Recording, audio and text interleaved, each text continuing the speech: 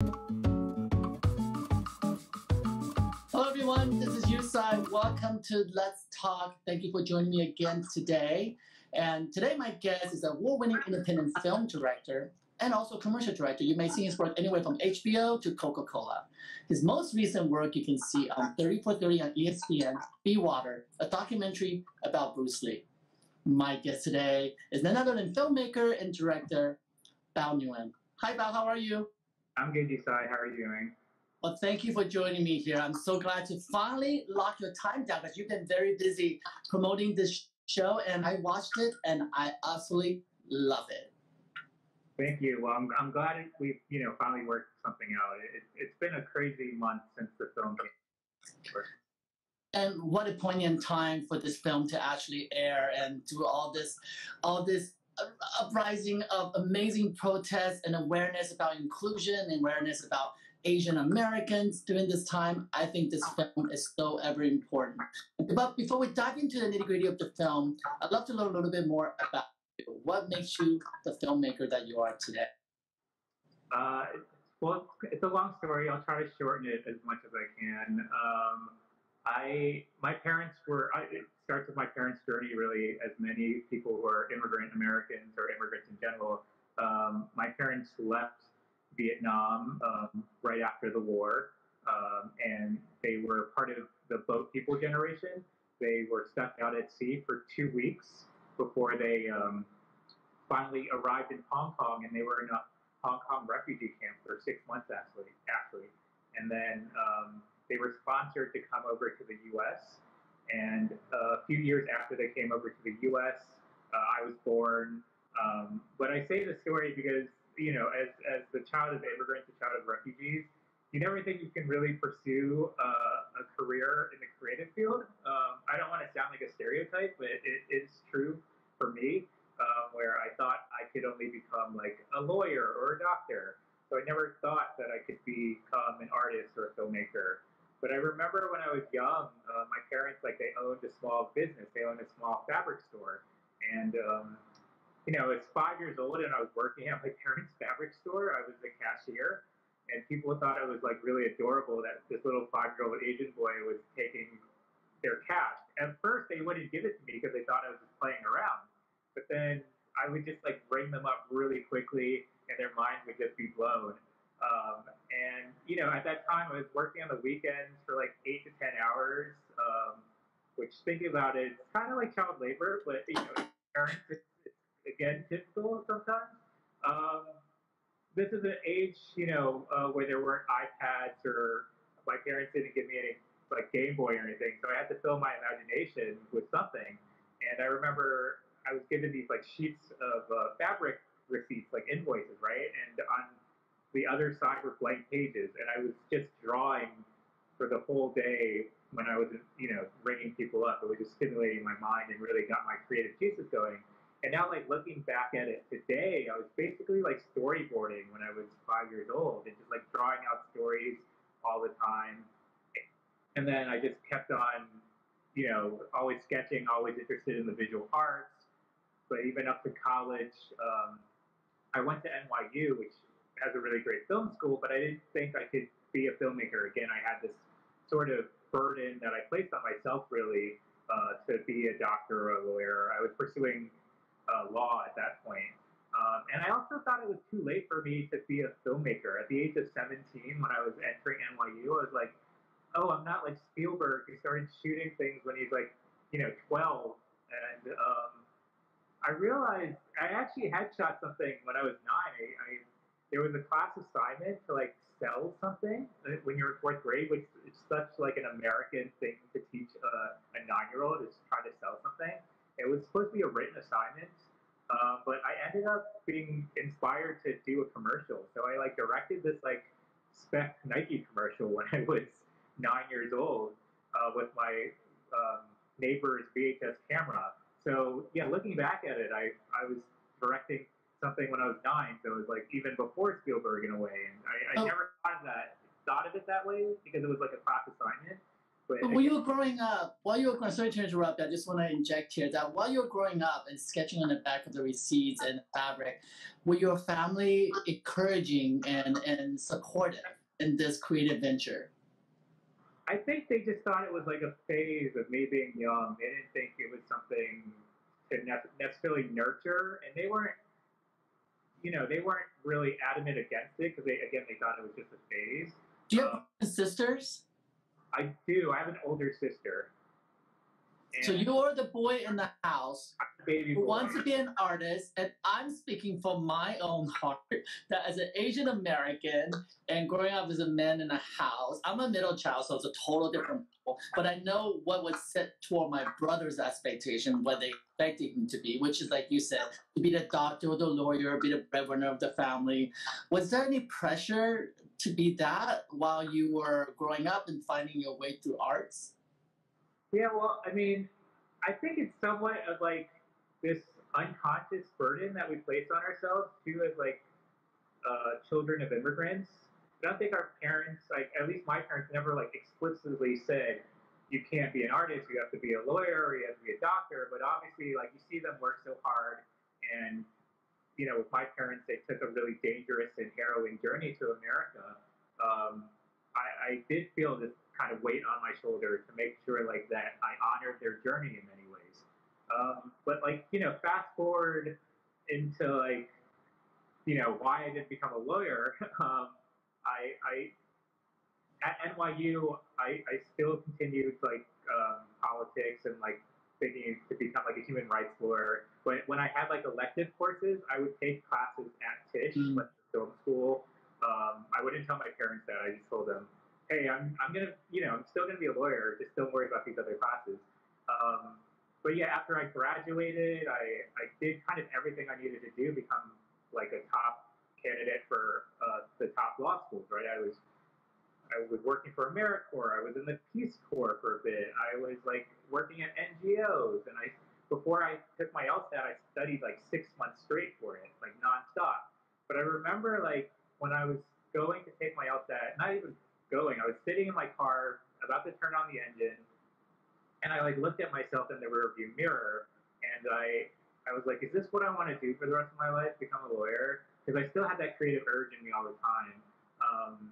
I mean, I actually like once I graduated from NYU, I bought myself like a nice like SLR camera, and I went and kind of pursued photography just again to keep my creative juices going. But I looked in the mirror, and then I kind of remembered these memories from my childhood where my dad, he would come home late at night after, coming home from the store, like after dinner, like 9:30 p.m.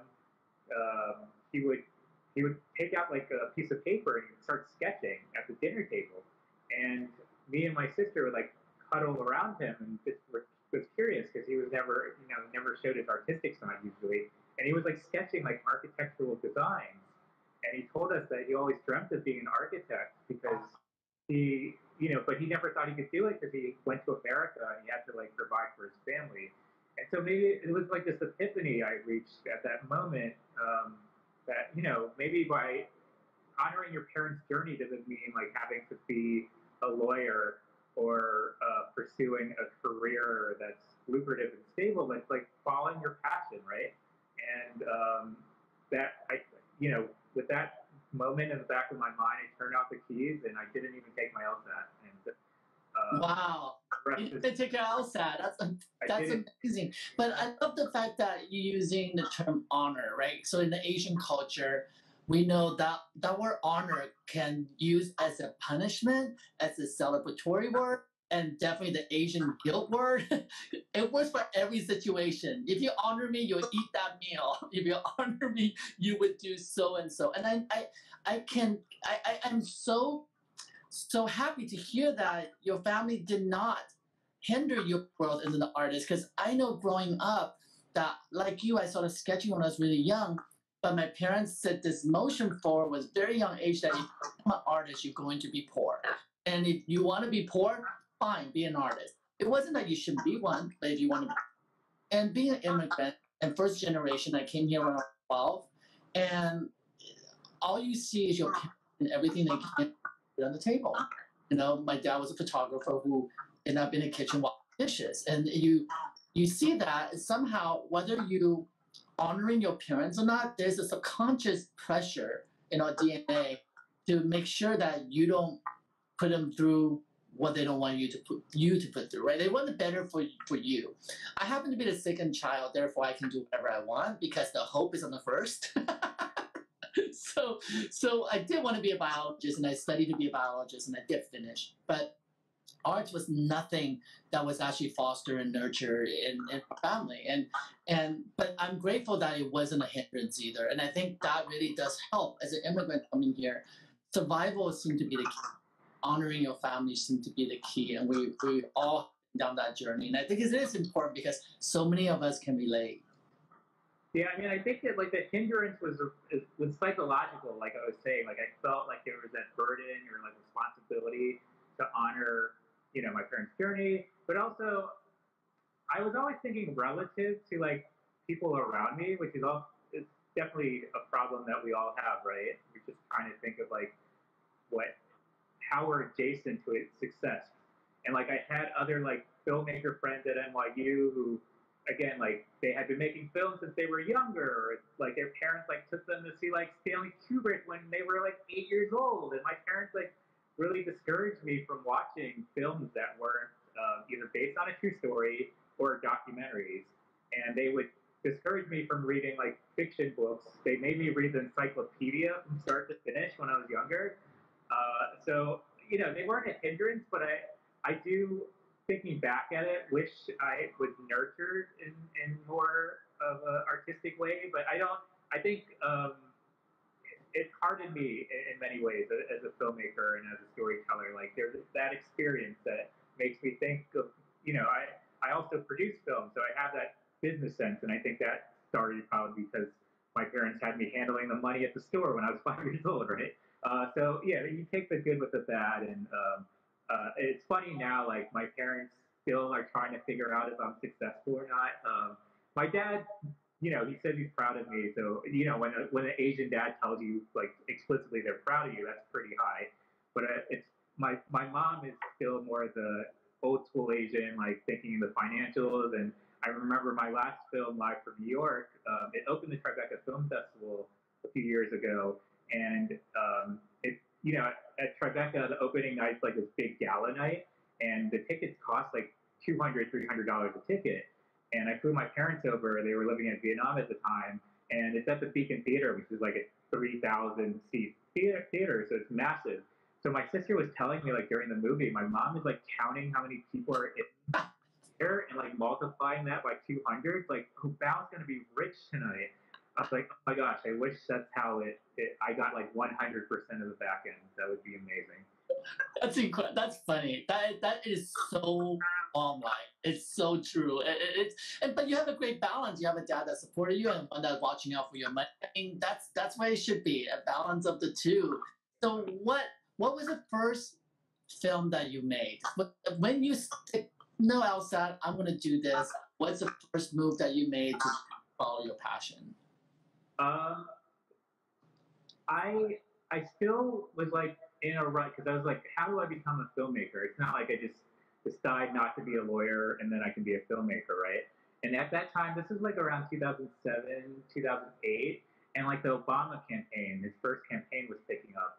And I was just like, okay, I'm not going to be a lawyer, but I still wanted to be involved in like activism and but still wanted to pursue film. But I felt like this is a moment that needed to be captured, and just I wanted to be part of it. So I was lucky enough to work on the Obama campaign in 2008 as a staffer, and I ended up like helping to organize like Asian American voters, and also was able to make like some short films for them, which was like perfect for me. And so that's how I slowly made my transition into filmmaking, and I ended up going to grad school and getting my MFA in film afterwards. So that just, once you get a master's degree, not to say everyone should go to film school, but it just like helped me like have a really sharp focus on what I wanted to do, because I was paying so much for grad school. Like I better become a filmmaker after this. So Obama, you actually helped him get elected 2008. That was an incredible journey. And after that, did you move away from the political realm, and did you do into other genres? I mean, I told myself, um, if we won, I would try to get a job in the White House. Like I wanted to be inside the White House, but it's so hard. It's everyone wanted to work for the Obama White House in the beginning, obviously, and I think there were like 300,000 applicants for like I don't know how many jobs, but I remember it's harder. It was harder to get a job inside the Obama White House than it was to get into Harvard. So like, maybe I should just apply to Harvard instead. But no, it was like one of the most rewarding experiences of my life, and it taught me like the power of story, the power of like respecting other people and how to empower different individuals, and it's really come into play into my filmmaking career as well. And this is a question I do want to address carefully, is that when you were doing work for Obama, did it help you as a minority? I think one of the best things about working for the Obama campaign, or just the campaign in general, is that it reinvigorated my idea of what America was, and like that I belong. And the people who were volunteering their time to the campaign were people of all different races, ethnicities, genders, age groups, and it was just this is what America was to me at that time. And seeing someone like Barack Obama, um, personifying America and just his values and what he stood for, his principles, it just made me really proud, as Michelle Obama said back in the day, like proud to be American.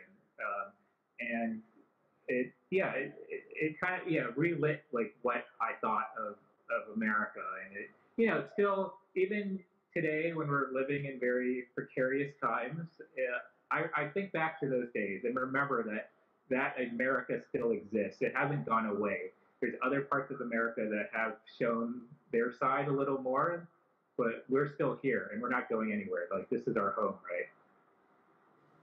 But you're second generation here. As you're making film, were you cautious of your skin color? Because for me, I remember trying to break into the fashion industry. I did flip over magazines, try to see how the publication of the magazine. When I first started, there were not many Asian designers, there were not many Asian photographers, and there were not many Asian editors sitting at houses like Condé Nast and Hearst. Things have changed and evolved a lot over time, but I remember specifically, if I wanted to break into the industry, I have to break some glass ceilings. And I have to put my head down like a good Asian, and work really, really hard. Was like that for you? Yeah, I mean, I would say it's even today. I'm experiencing it a bit because of like the stories that we're allowed to tell in a way, right?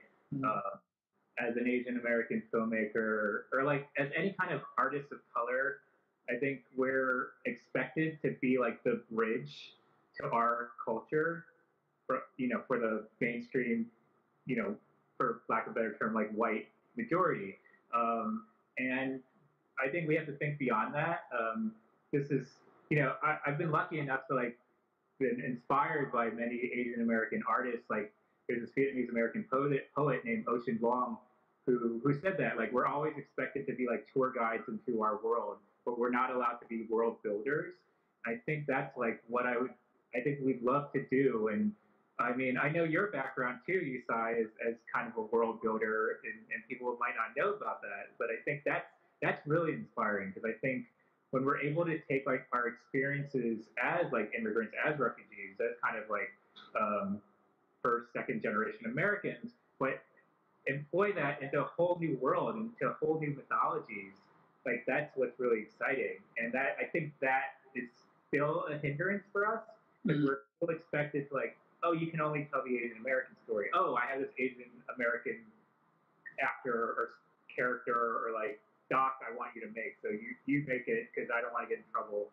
as the executive or something like that. And I think times are changing. There's definitely like been a reckoning in those past few months where especially in documentary filmmaking, documentary started really as a tool for like colonialization, right? To like look at the other, look, it's like a way, it's like a anthropological ethnic studies look into to a different world, and there's a big movement to like decolonize the documentary, which I think is really powerful, and not just decolonizing the documentary, but decolonizing all facets of society. Like we're so deeply rooted into our past and this like all these systems that have been created through either colonialism, imperialism.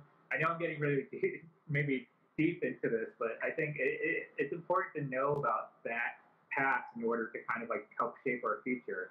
And I've been really fortunate where I'm kind of part of a generation where we started seeing Asian American filmmakers like Justin Lin. I was at NYU when Better Luck Tomorrow came out, and seeing that story about Asian Americans that didn't have to be like a model minority, that was dark, that was told by an Asian American filmmaker, really inspired me and helped me like continue pursuing filmmaking, because it's like, oh, this our stories are important.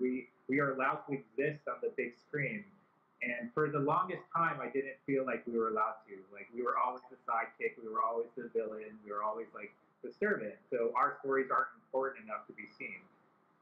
I agree, and I moments like seeing Joyride Club. That's the generation I came from. Seeing that being on a big giant screen, even though in the Asian culture we have to find out that was a comedy, where the Western culture think is so philosophical, but it's almost a mockumentary of Asian culture with all the metaphors. We use it as a parody in our household, but then you get to see Ali making films like Wedding Banquet, way ahead of its time. I mean, that film was so far away of its time, and talking about LGBT community and be able to celebrate the Asian ethnicity cross over to American culture. That's when I first realized truly that there's a place for someone like me in the industry, whether it's in front of the camera or behind it, which I think is very important now to dive into the water, because all the stuff you're talking about, the injustices, the glass ceiling that people try to break, for Asian community, none of that stuff could have happened without somebody like you. And I want to know, what was the moment that you decided that this film and this story had to be told? I mean, I guess I should go back to like my personal connection to Bruce Lee in a way, because like I was saying earlier, I wasn't seeing any heroes that looked like me. I was always seeing a sidekick. I was always seeing the villain. I was always seeing kind of like the comic relief. Well, we see Breakfast at Tiffany, right? We see a mockumentary of Asian figurines are always wearing a pointed hat with buck tooth, and that's what we see in the cartoons. And cartoons, even at Disney, you have the mushroom character walking out with the peak hat and with the music, and that's what we're exposed to. So now here comes you, who are an amazing filmmaker, who begin to tell the real story. So, I mean, it was by seeing Bruce Lee, right? By seeing him on screen, by seeing a strong Asian American male play the hero, play the lead in a feature film. I think a lot of people who are used to seeing their culture, their community, presented in multifaceted ways, they take that for granted many times. But when we see it, because we never see it, and it's so rare, it's invigorating. It's awe-inspiring. I'm part of a generation that didn't see Bruce Lee films when they were in theaters. I was seeing it when they were like playing on Saturday afternoon, right? So Bruce Lee was always just this action star to me. He was always the name Bruce Lee, the symbol Bruce Lee. But he was such a powerful symbol. And for me, and I think my generation, I wanted to kind of unpack that myth of Bruce Lee, the mythology of it all, because I think we can be closer and better connected to our heroes and to our myths by knowing like their struggles and knowing who they were as people, and knowing kind of their fears and vulnerabilities in many ways. And you think of Bruce Lee, you obviously think of him as a model of masculinity and invincibility. I want to really unmask all that. And that was really the reason behind creating the project. But I also wanted to talk about like this idea of like the coming of history of the Asian American, right? The film is, I would say, like one part coming of age of Bruce Lee, turning in Bruce becoming Bruce Lee, and the other idea is like the coming of history. Like, how could someone as like energetic and charismatic as Bruce Lee like be rejected by Hollywood? Like, it's unfathomable now, right? So it meant like looking back at like what people saw Asian Americans as before Bruce Lee came about, and that like looking at the Chinese Exclusion Act and the model minority myth and Yellow Peril, and I think it was so important for me, especially as an Asian American filmmaker, to like have that perspective, because I think a lot of the times people like take ownership of Bruce Lee as this global cultural icon, and they don't see him as an Asian American.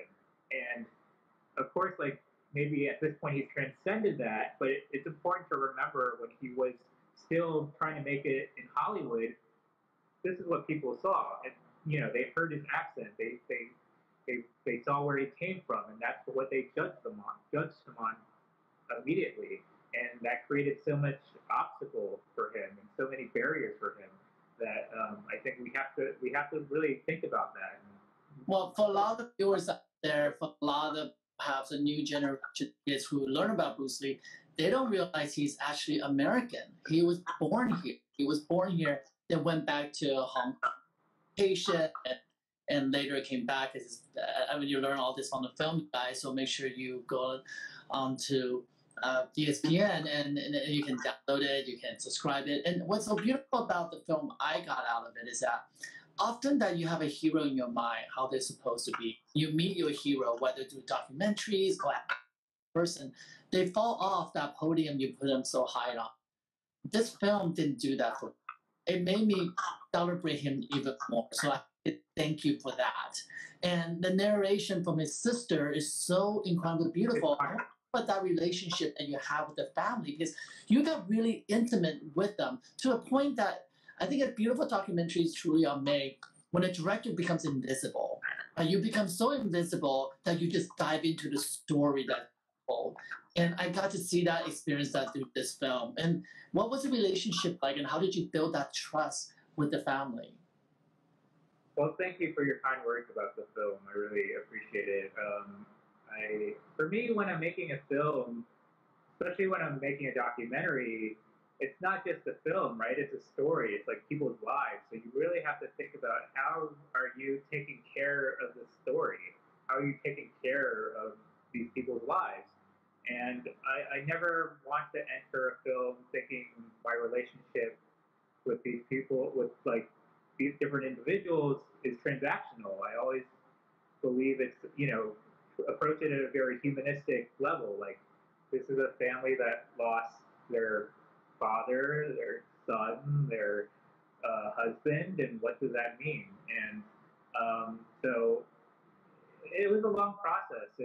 I first came up with the idea about 5 years ago, and that's when I approached Shannon, Bruce Lee's daughter, about it, and just gaining that trust over time, and making sure like she knew that I was trying to take care of the story, and not to say like I'm like just trying to perpetuate like what the family believes or like what their story of their father is, but really taking it from a perspective that feels like honest and personal and also unique. And I wanted to feel invisible because I wanted Bruce Lee's story to feel present throughout. But at the same time, I want people to watch the film and think like, oh, this is only a film that filmmaker can make, though, right? That's a very specific perspective and point of view that he had, obviously through the Asian American lens. And it's funny because there's never been an Asian American filmmaker who's done a documentary about Bruce Lee, to the best of my knowledge. And I've watched like 40 documentaries about Bruce Lee in research for this one. So I think it's it's trying to reclaim the Bruce Lee narrative, and also, as you said, like Bruce Lee as an American, like how it's important that we see Americans as people that are immigrants too, that come over and not just are trying to assimilate, but bringing the best of their culture, bringing the best of their world to America. I think that's like a beautiful thing. It's not Bruce Lee didn't go there thinking, "Oh, I'm going to learn how to play football, and that's how I'm going to become American." He's like, "No, I am a martial artist. This is the best part, the beauty of my, you know, Hong Kong culture, my Asian culture, and I'm going to share that to America, and that's how I'm going to become American."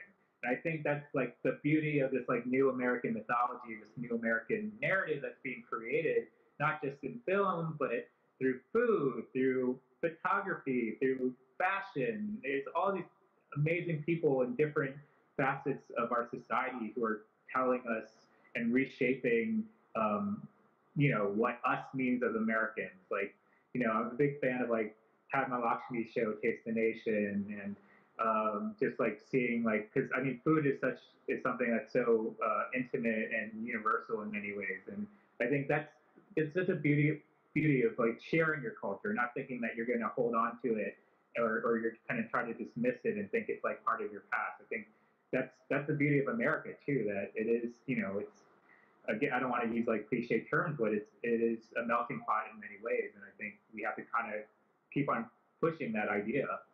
Well, assimilation is often can become a very negative word in Asian culture, but that means that we stay quiet, silent, and we just work, don't make itself visible. But I love how you portray Bruce Lee, that he didn't make excuses for him. He actually he made more, and also just he embraced so many cultures around him, and the Black culture, the street culture. He wanted to learn everywhere and be able to cross over the boundaries and bring Korean into his studio and teaching karate together.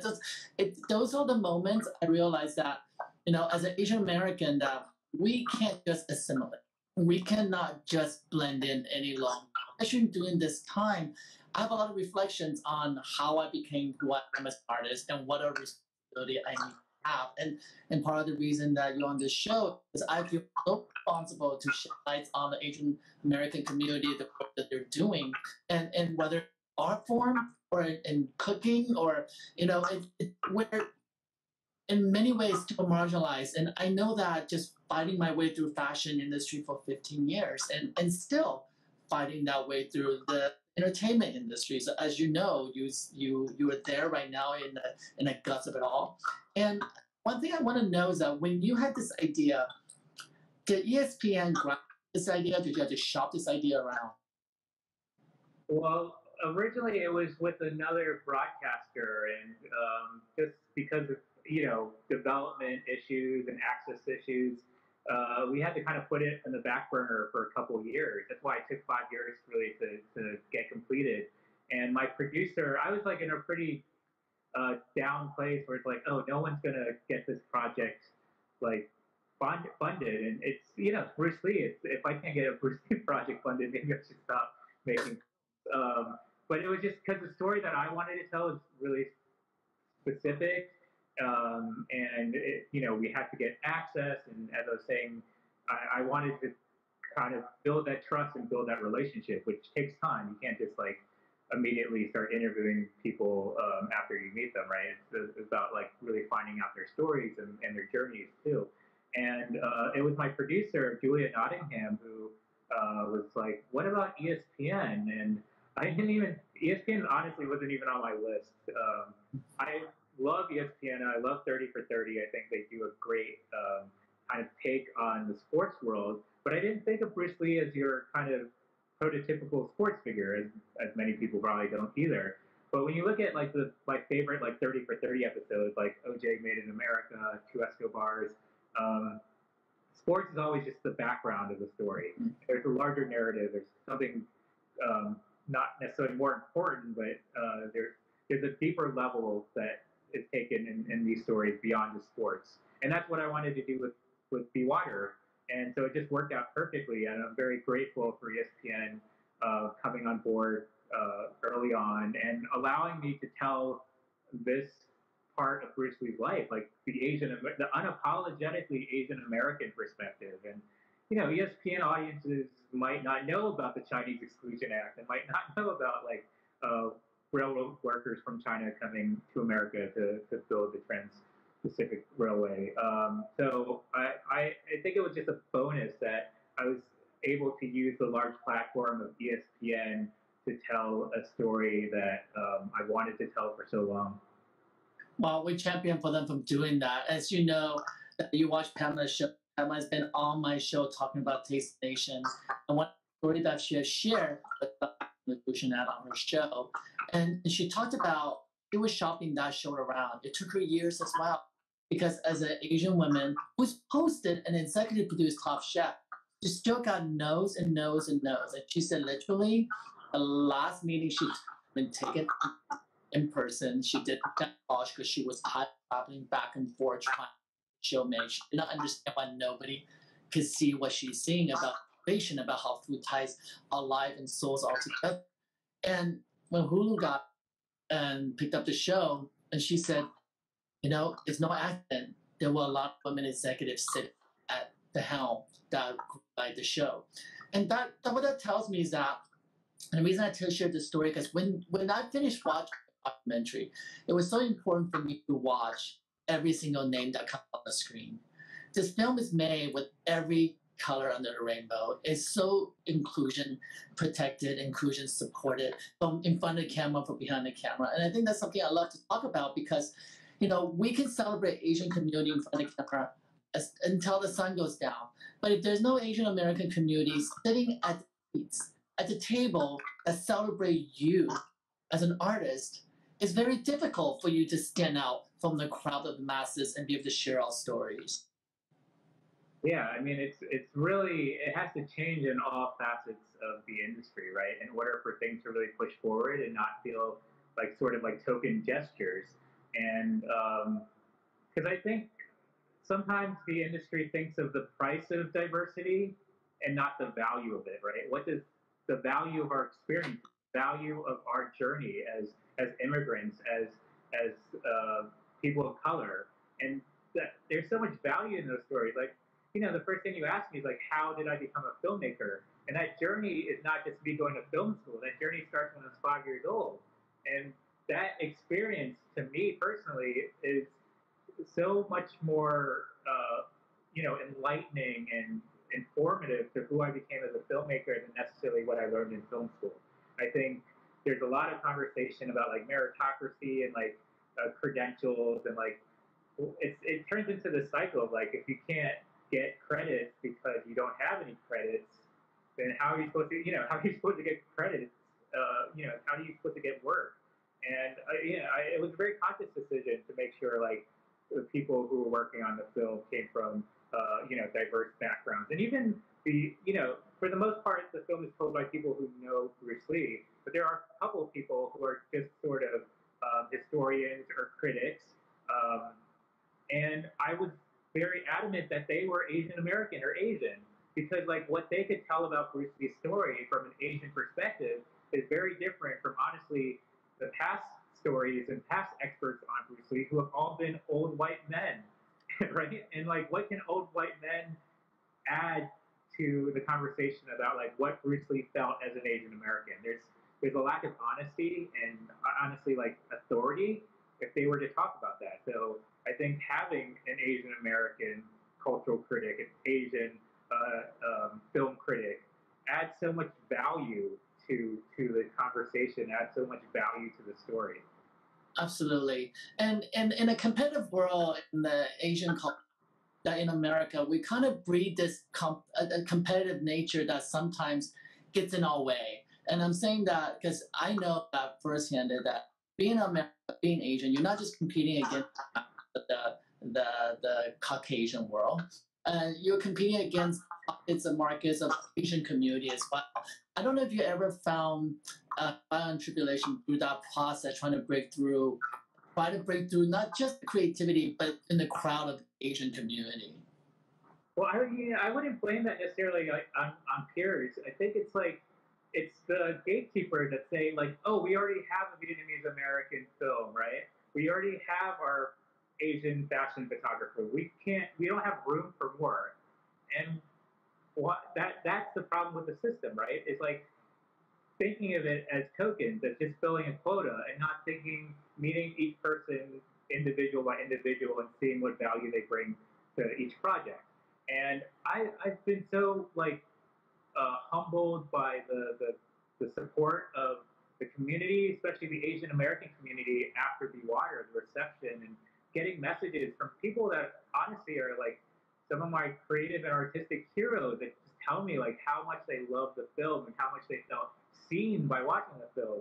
And people like you, Tsai, who reached out to me, and I feel so much love. And I think like that's like such a big difference of what happened when Bruce was around. Like he didn't have that huge community that could really have had his back. I mean, there was obviously other actors and actresses like Nancy Kwan, Joe Takei that were part of the community, but I don't think they felt like they had the voice and they had the power. And I think we're starting to speak more truth to power as a community, as a whole. And I hope we don't see each other as competition, but we see each other as collaborators, as partners, in solidarity, right? We have to kind of stand in solidarity with each other and see that each of us brings our own perspective, our own story. Like, I want to see more Vietnamese American filmmakers. I want to see those stories because it inspires the next generation too. They see people who are doing well, and they could show that to their parents. Like, hey, mom, there's someone with like my last name. Like you were saying, like I always like watch like the end credits of a film because I see like Asian or Vietnamese names. I'm like, yes, it just inspires me, right? And it's people take that for granted. The idea of being seen, like the Asians are not seen in numbers or in demographics and stats. When you see a chart, when you see a graph, we're the other, or we're like etc. in a way. And I don't. It hurts psychologically. It's not just like me trying to be complaining just to complain, but when I don't see by being represented in numbers and stories, it sort of like dilutes you as a person. It dilutes your existence, and I think now's the time to recognize that and just again like bring ourselves up in many ways.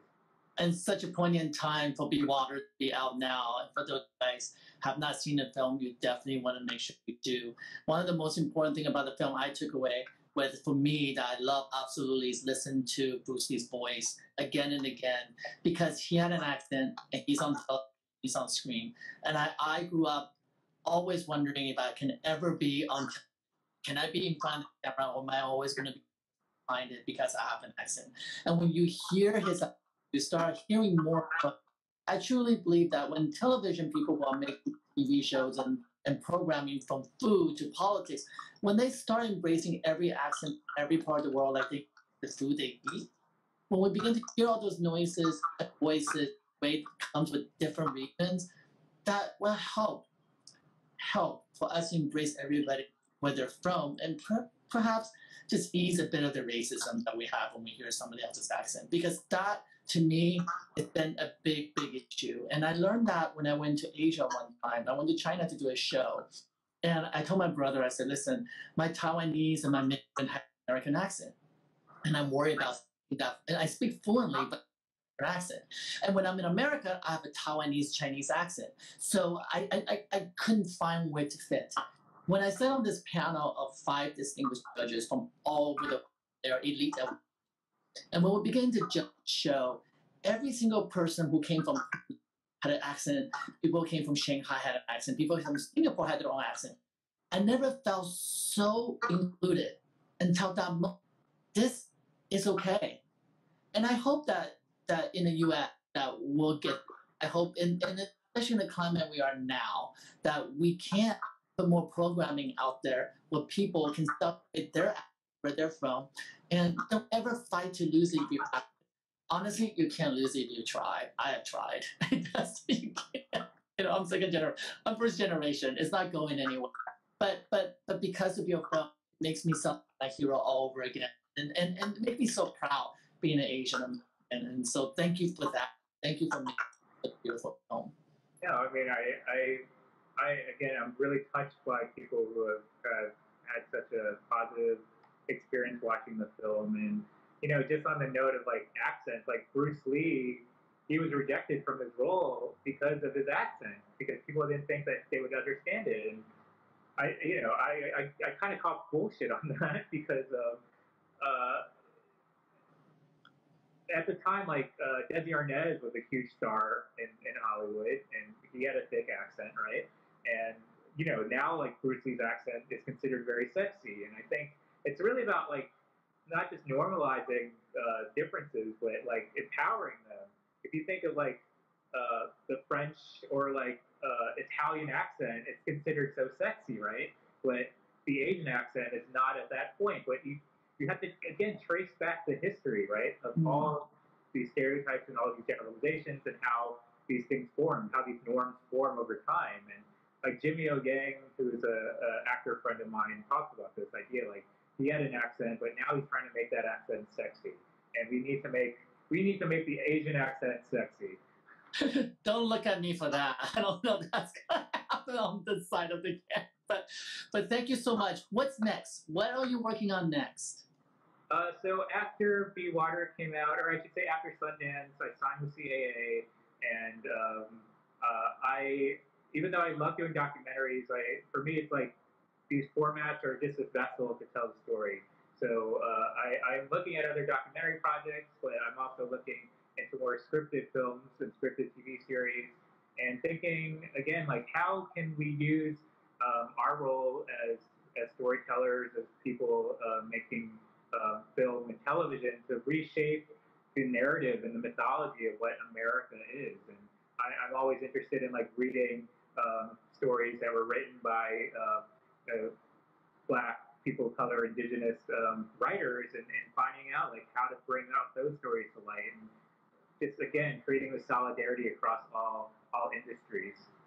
Well, thank you for that. Thank you for having inclusion in front of the screen as well as behind the screen, and thank you for taking time to be here with me as my Let's Talk. I so appreciate it, and I can't wait to connect with you outside the digital world and create perhaps together.